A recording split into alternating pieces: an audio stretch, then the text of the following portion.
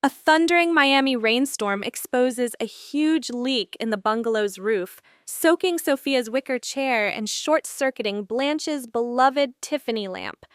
A roofing contractor's estimate arrives like a lightning strike, $8,400, a figure so outrageous even Blanche can't flirt it lower. As Dorothy tallies their pooled savings and discovers they could barely re-roof a doghouse, tension crackles among the roommates. Suddenly, a stray drip lands in the cheesecake, and the girls dissolve into giggles that morph into an emergency brainstorming session about creative fundraising, a phrase that, in this house, usually means chaos with interest. Dorothy proposes a sensible bank loan, quickly vetoed when Blanche confesses she maxed their home equity line to finance a teal velvet love seat. Rose suggests a St. Olaf barn dance telethon. Sophia quips that the only pledge they'd receive would be 3 goats and a snowmobile. With bills mounting and buckets multiplying under fresh ceiling holes, the four swear off panic and decide to revisit past get-rich-quick schemes for inspiration. Flashbacks that trigger equal parts nostalgia and comedic PTSD. Blanche's memory lands first. 10 years earlier, she sashayed into the Miss Miami Citrus beauty pageant because the grand prize was $5,000 and a modeling contract. She spent a month living on carrot sticks and self-tanner, practicing a baton twirl in heels that could impale linoleum. The night of the finals, Blanche's talent portion went sideways when a stage light caught her sequined bodice, blinding both the judges and herself. Disoriented, she flung the baton into the orchestra pit, knocking out the clarinetist and earning a standing ovation for unintended slapstick. Despite public adoration, she left with a bruised ego, a bowing trophy labeled Miss Congeniality, and exactly $0 toward a new roof. As Blanche recounts the fiasco, Dorothy raises an eyebrow and deadpans. Maybe we should invest in liability insurance instead of pageants. Blanche, however, still believes a beauty contest could work if she pivots to mature division, prompting Sophia to mutter that crowning a woman her age requires carbon dating, not a tiara. Dorothy's flashback starts in a shabby motel conference room where Stan lured her into a ground-floor opportunity selling miracle word processors, plastic typewriters that promise to write speeches while you sleep. Dorothy, desperate to prove she wasn't the cautious one, invested her entire savings and 2 weekends in door-to-door demonstrations. The machine jammed on its first live pitch, churning out garbled Latin that read like a Vatican secret code. Potential buyers fled, thinking it was possessed. The fiasco ended with Dorothy returning unsold units to Stan's office, which turned out to be a payphone in the parking lot.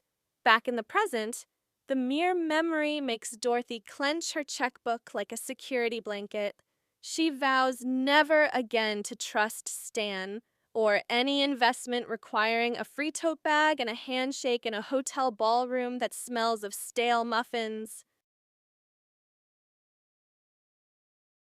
Rose reluctantly revisits her own venture, a Minnesota Midnight Helpline, a phone service intended to soothe lonely hearts with folksy advice.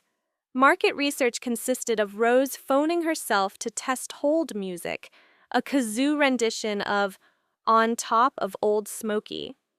She rented a second phone line, printed flyers featuring cartoon loons, and waited for calls. The first was a confused trucker seeking something steamier than a hot dish recipe. Rose scrambled to adopt a sultry tone, only to lapse into St. Olaf trivia about lutefisk fermentation. Word spread that the line offered accidental phone sex comedy. Calls spiked, but most customers hung up before giving credit card numbers. After 3 months, Rose owed more in phone bills than she earned in donations of Corn Palace coupons. The flashback ends with her promising Dorothy she'll never again answer a ringing phone without checking the area code, lest she be tricked into describing pickled herring in seductive whispers.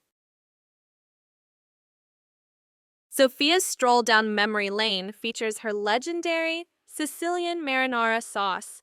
Once hailed at Shady Pines as liquid gold, she and her late friend Angie bottled small batches in recycled pickle jars, slapping on hand-drawn labels with a smiling tomato in a fedora. Orders surged after a food critic raved, but disaster struck when a rival stole the recipe, or so Sophia claims, forcing them to abandon production. In truth, they misplaced the scrap of paper on which the exact spice ratios were written, and every attempt to recreate the flavor resulted in a sauce either volcanic or bland.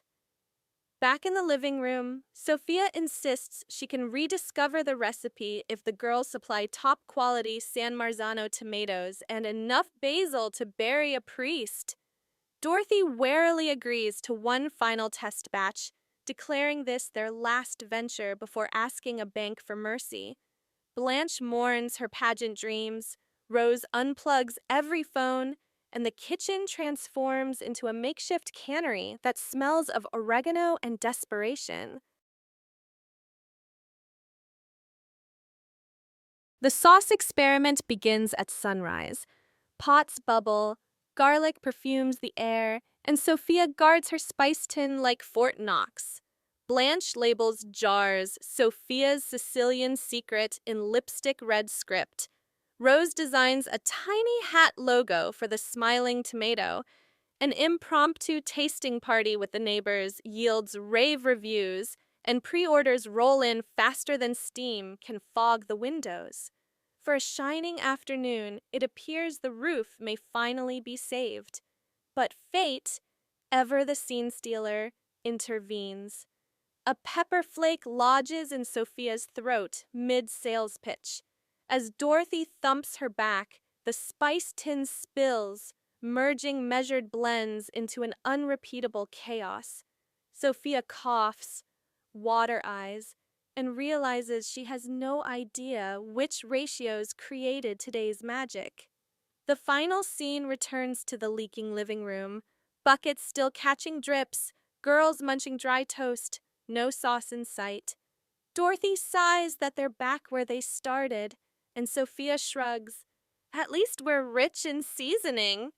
Laughter echoes under the sagging ceiling, proving that, money or not, the wealth of their friendship never depreciates.